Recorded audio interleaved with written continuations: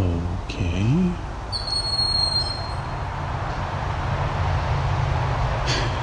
What?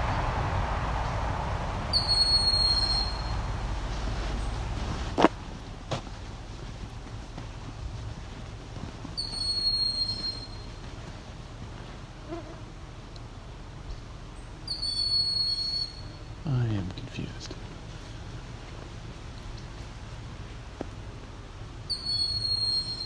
I doubt this is an alarm, but it sure sounds like one. No, it is a bird or something, I guess. Making an alarm call. It's not some weird alarm someone's put in the forest. I can tell you I have no idea what this is yet.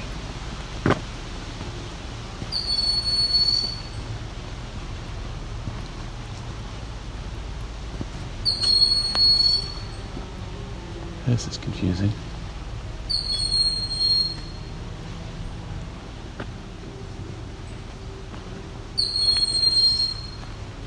Oh, I see a bird now.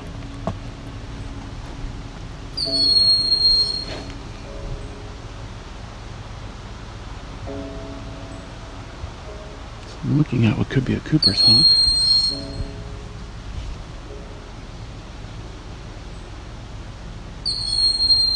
And it is screeching like anything. My name is Rob, and this is Songbirding.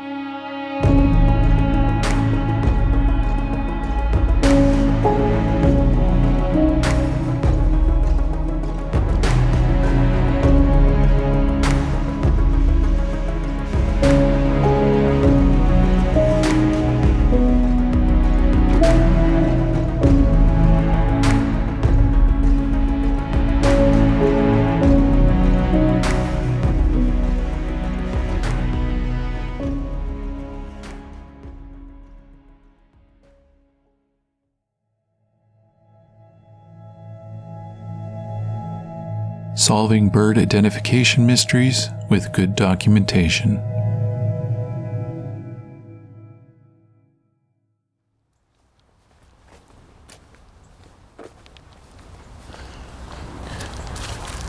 So it's been a few months since I encountered the mystery alarm call. It is a hawk, and what it actually is a broad-winged hawk. And in this recording, I don't get it correct, but I don't declare that I'm 100% sure of it either, which is important when encountering unknown species. So what I do end up thinking it is a juvenile accipiter, either a sharp-shinned hawk or Cooper's hawk. So it looked similar to that. It was screaming. Screaming is something that I assumed meant calling for food, but really this is a female broad-winged hawk doing a territorial call. And that could be because I'm there. It could be because it was looking for the male to come bring in some food. Could have been looking for a male to mate with, although it's a little late in the season for that. Had I left my mind open enough to think that this could be an adult, I should have looked for a nest as well too. So that's unfortunate, but that's the way it goes. But some things to take away from this though are that good documentation helps a lot. So I had obviously an audio recording so I could look it up later. I took photos. I took video even, so there's that as well.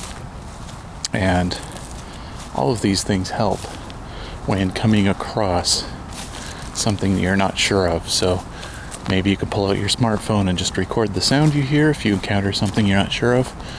Take a photo or two. Smartphone photos aren't great, but better than nothing sometimes.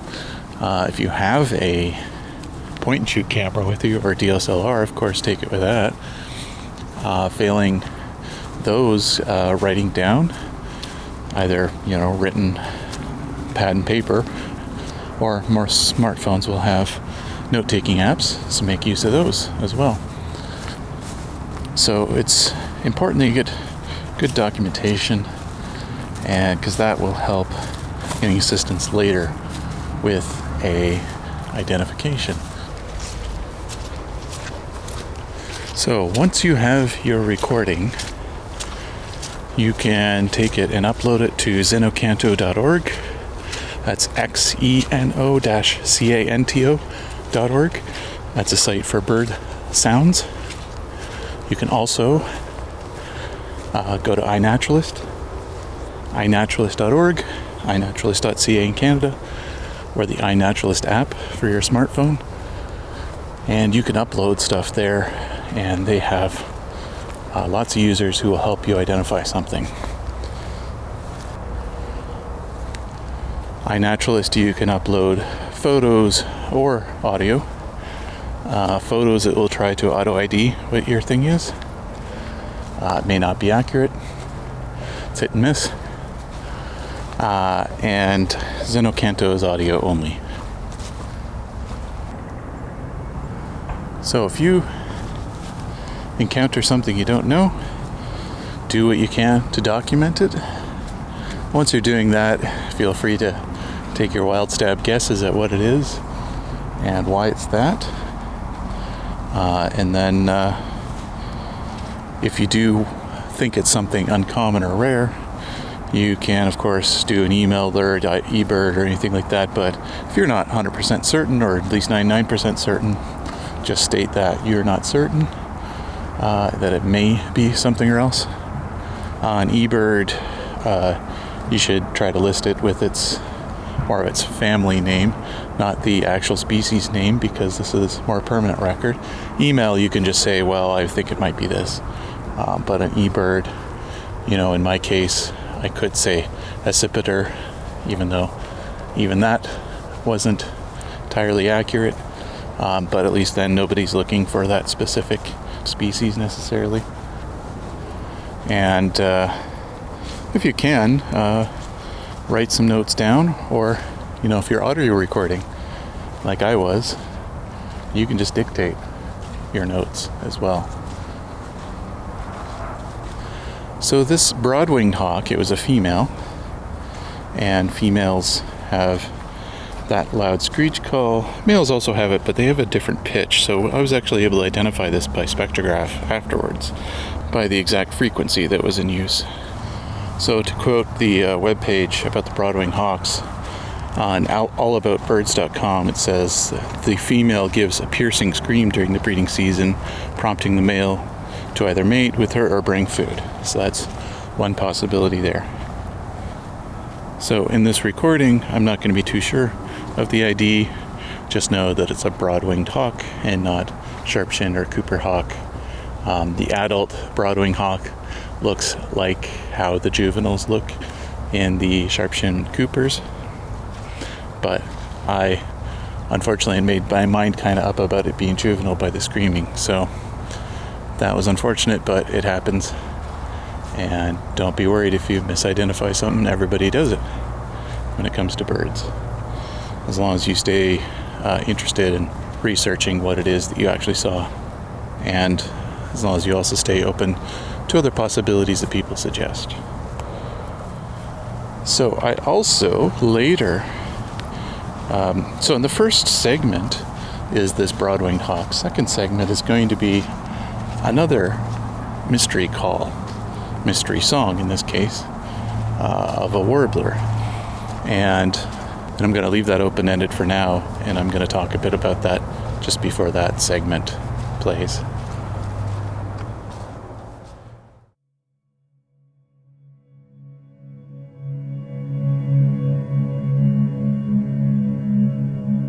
In the territory of the broad-winged hawk.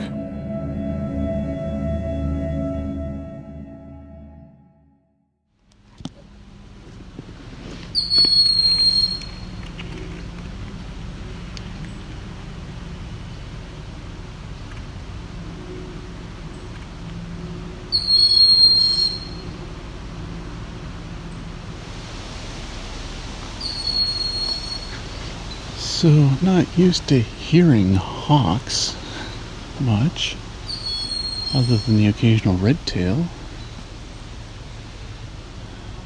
Maybe once in a while a kestrel.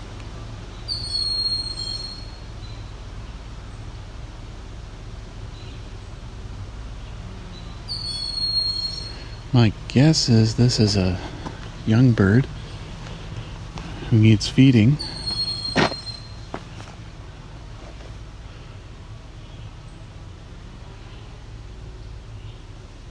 And who just doesn't know what to do other than to scream for food. So the parent must be around somewhere. So I've taken a photo or two, a brief video of this bird. At this point I will say is a young Cooper's hawk. Very dark bird. I may have to correct myself later though.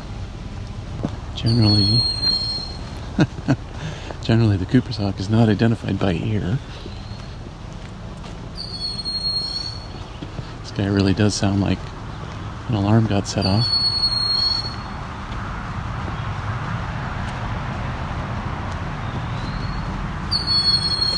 Okay, we got an eastern woodpooey too.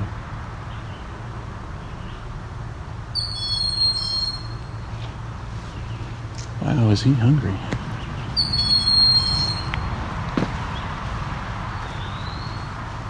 That's an eastern woodpooey calling.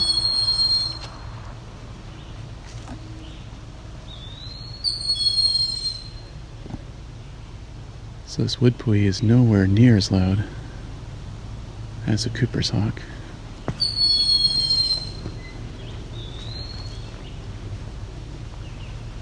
He just flew over my head.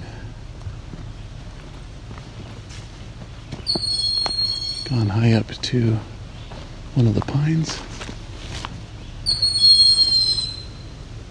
He's looking down at me.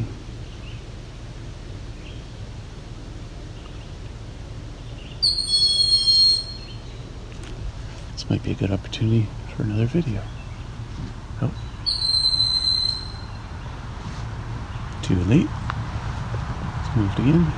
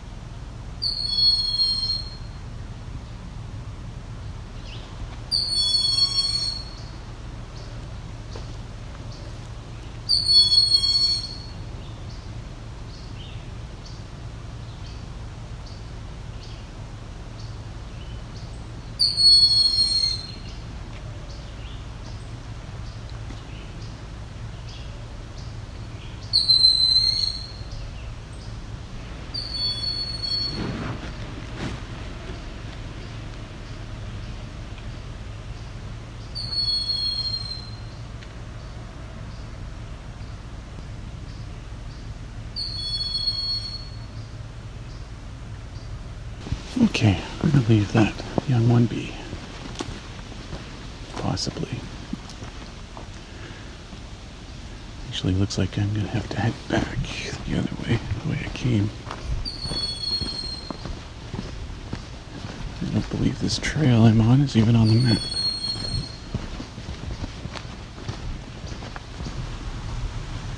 I'm going to head back the way I came. So it looks like our Cooper's hawk has quieted down. Possible the parent came in and fed them, or feels like catching his own food now. But you can hear our least flycatcher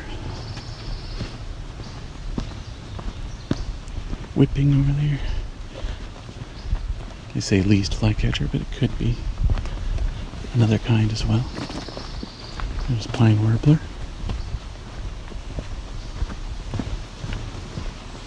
Thrive vireo.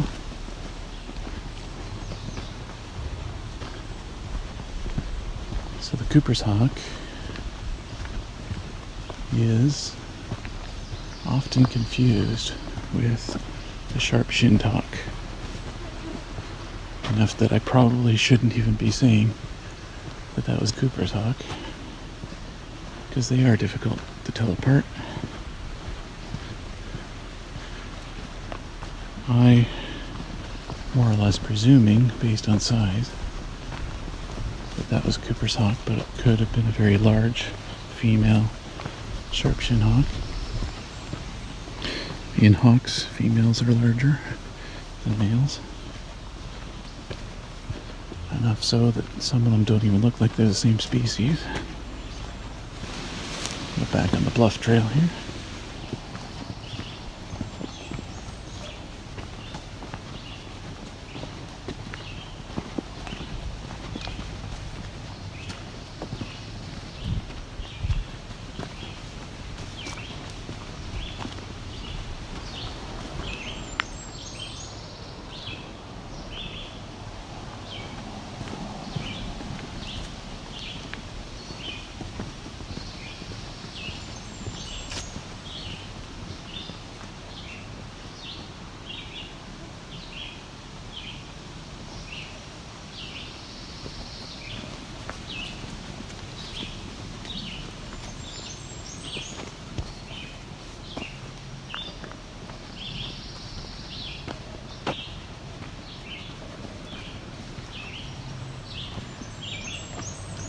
Okay, that's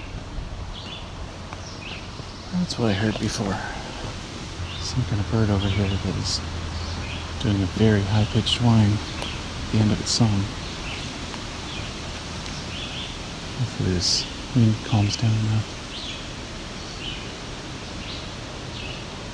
Give it a listen.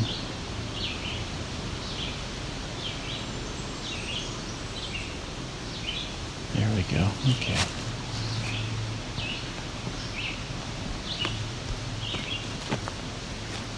Interesting song. And with the zeet, extremely high pitched. Not everyone's going to be able to hear that. Okay. Time to go off trail a little bit. Find this bird.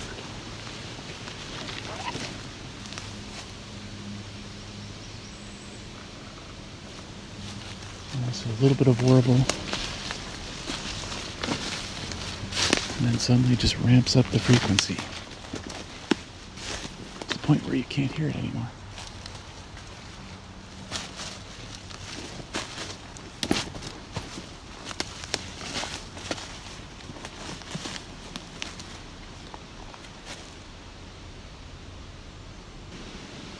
Hopefully I haven't scared it off.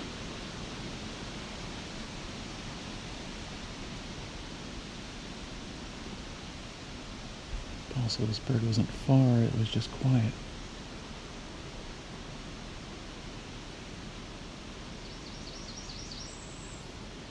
There we go.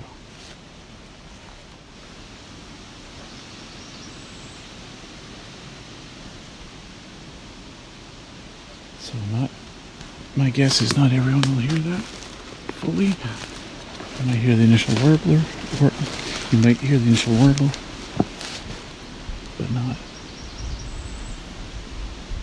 that ramp up at the end.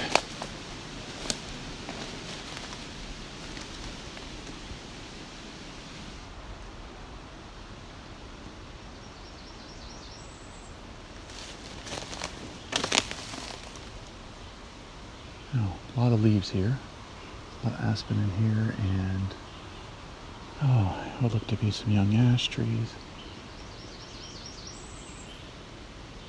So, it'd be tough picking a bird out of this compared to some other spots.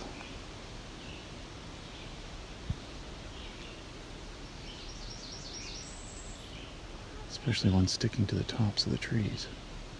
Although those trees aren't very high. Maybe 30, 40 feet.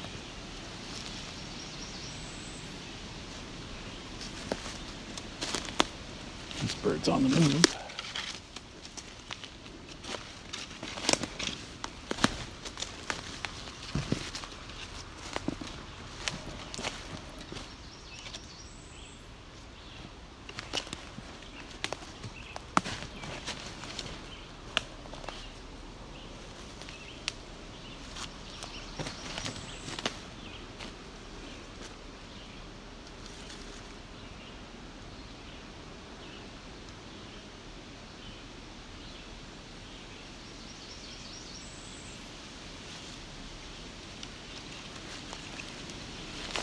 got me going in circles.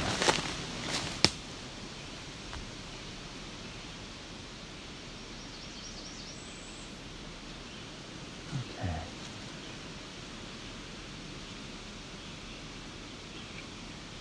I don't know if the wind's helping or hindering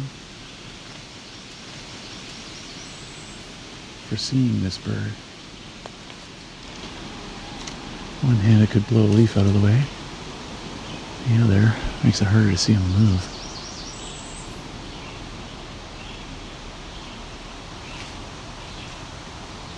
It's another mystery bird today. This is good.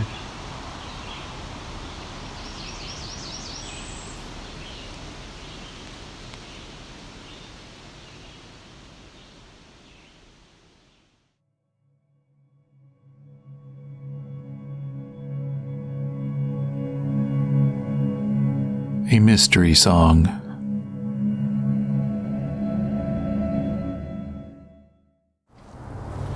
So this warbler is actually one we've already heard. It's a Blackburnian warbler.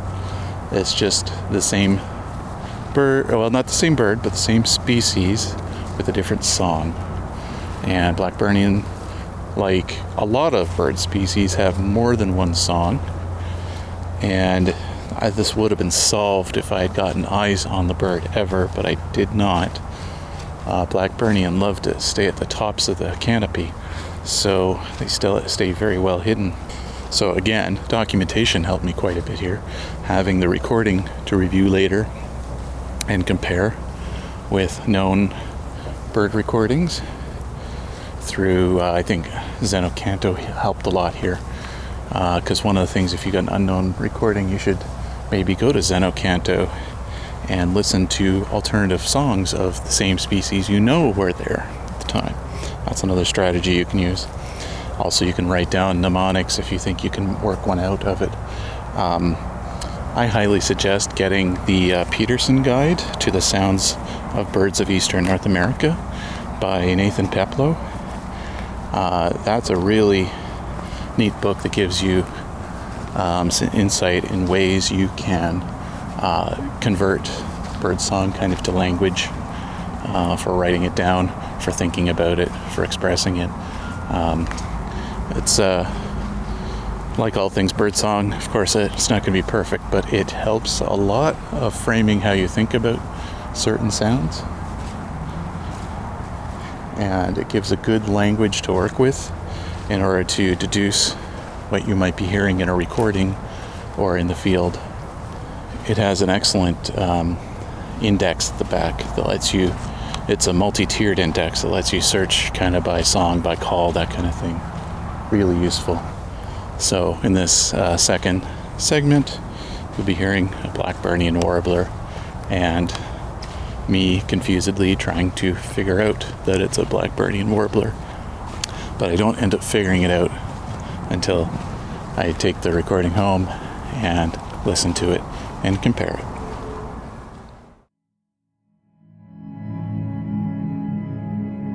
The Blackburnian warbler.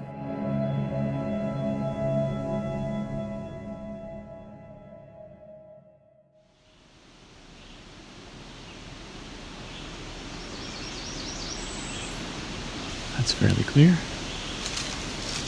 Let me try moving a bit.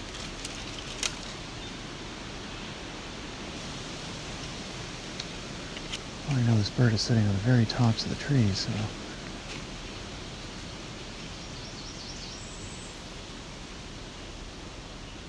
that makes it a tough one to see.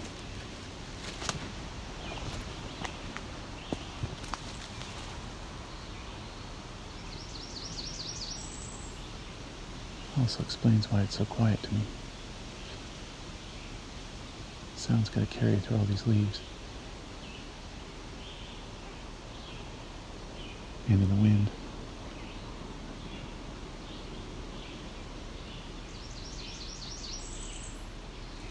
Okay. The spot is slightly more open now.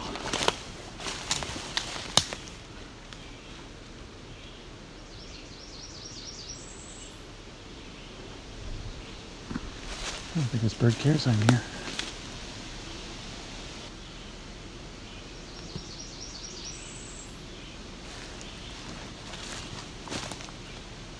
else that had bird this difficult.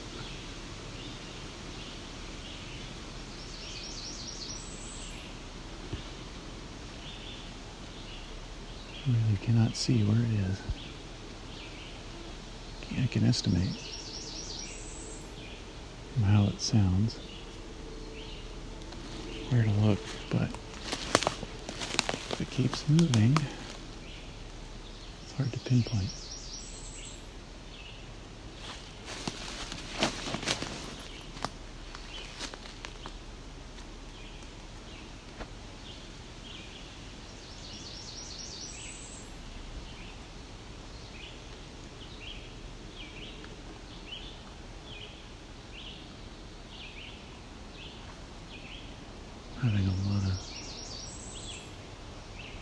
Having a lot of mosquitoes collect around me.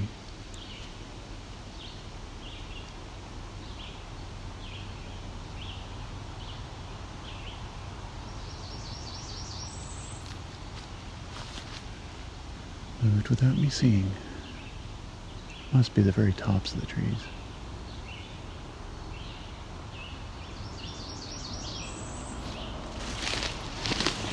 Mosquitoes also don't help because they move around my face, make it difficult to pick up motion.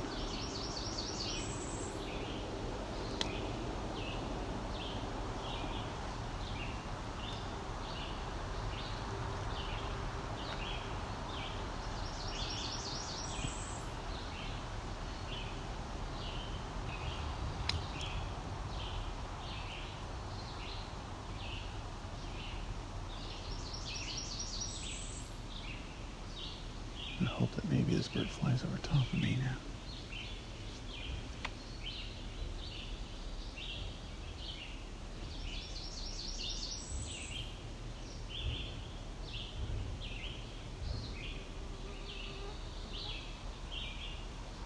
Can you hear the red-eyed vireos in the background?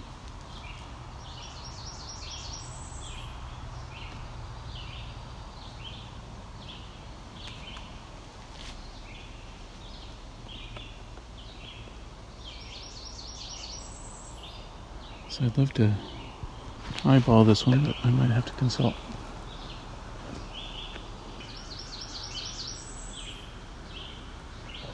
Right now I need to check one of the apps to see if I can match this sound. Okay, so taking a look at one of the apps, and it doesn't sound spot on for northern parula, but it does sound close to a cerulean warbler, which makes us even more curious because that's pretty rare, especially this far north, I would think.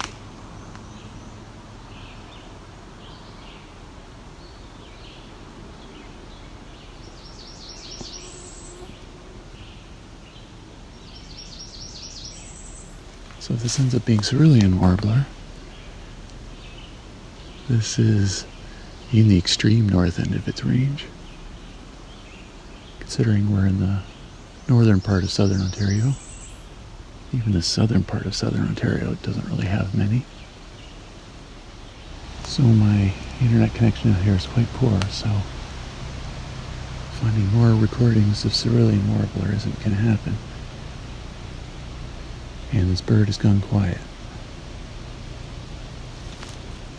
So, we're going to check with the fine folks on Xenocanto. Hold on. We're looking at a female rose-breasted grosbeak. She's got a big nut in her mouth or something like that, carrying something. So she must have a nest here. So it's possible. I know earlier I thought I heard rose-breasted grosbeak, so they're definitely here. It's also possible this is just a completely different bird, not cerulean warbler.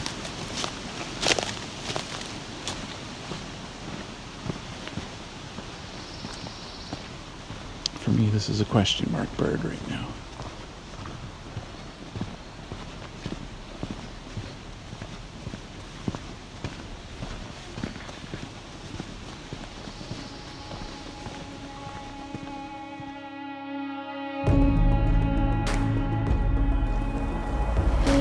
For the next part, we're going to be doing the loop back to the entrance of the MTB Adventure Park, and along the way we're going to have a couple more bird species. So for audio clips, photos, and video of broad-winged hawk calls, please visit songbirding.com, and you can find the eBird checklist for this episode, and it's all there. Songbirding, the Bruce Peninsula, was recorded, engineered, narrated, and created by me, Rob Porter, with Creative Commons music from Scott Buckley and additional Creative Commons sounds by Jordan Powell.